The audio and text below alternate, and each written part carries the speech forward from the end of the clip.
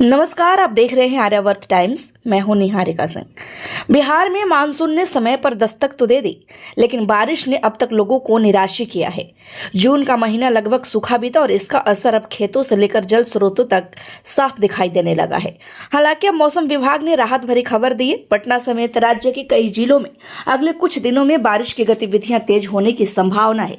वहीं कई जिलों के लिए ऑरेंज अलर्ट भी जारी किया गया है। आइए जानते हैं पूरी रिपोर्ट। बिहार में दक्षिण पश्चिम मानसून ने 11 जून को प्रवेश किया था और 30 जून तक पूरे राज्य को अपने दायरे में ले लिया। आमतौर पर मानसून के पूरे राज्य में फैलने के बाद अच्छी बारिश की उम्मीद रहती है, लेकिन इस बार तस्वीर कुछ अलग ही रही।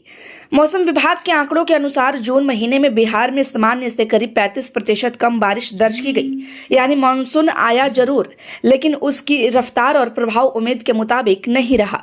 कम बारिश का असर अब गांवों, खेतों और जल स्रोतों से साफ नजर आने लगा है। कई इलाकों में तालाब और आहार पोखर पर्याप्त नहीं भर पाए, जबकि किसान भी आसमान की ओर टकटकी लगाए बैठे हैं।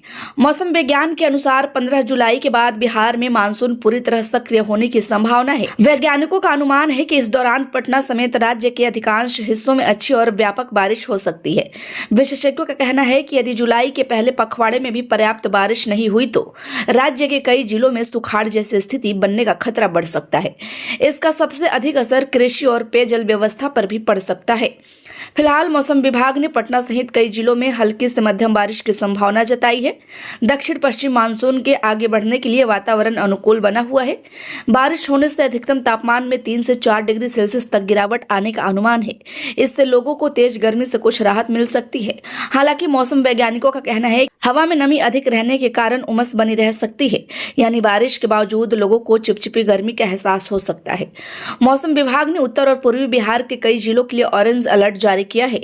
दरभंगा, गोपालगंज, समस्तीपुर समेत कई जिलों में मेघ गर्जन, वज्रपात, 40 से 50 किलोमीटर प्रति घंटे की रफ्तार से तेज हवा और भारी बारिश की संभावना है।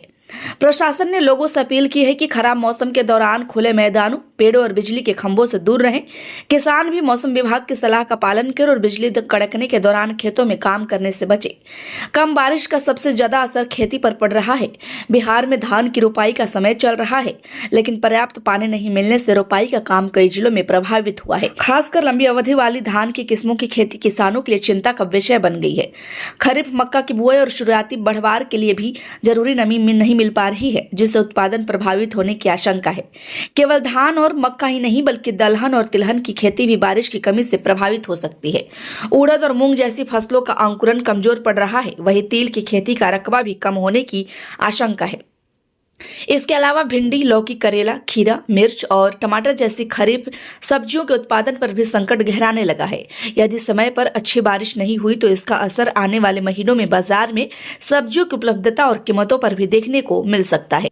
मौसम विशेषज्ञों का कहना है कि अगले 2 सप्ताह बिहार के लिए बहुत अहम रहने वाले हैं। यदि 15 जुलाई के बाद मानसून पूरी तरह सक्रिय होता है और अच्छी बारिश होती है तो खेती की स्थिति में काफी सुधार आ सकता है। फिलहाल इस खबर में इतना ही। ऐसे ही तमाम बड़ी और भरोसेमंद खबरों के लिए देखते रहिए आर्यावर्त टाइम्स।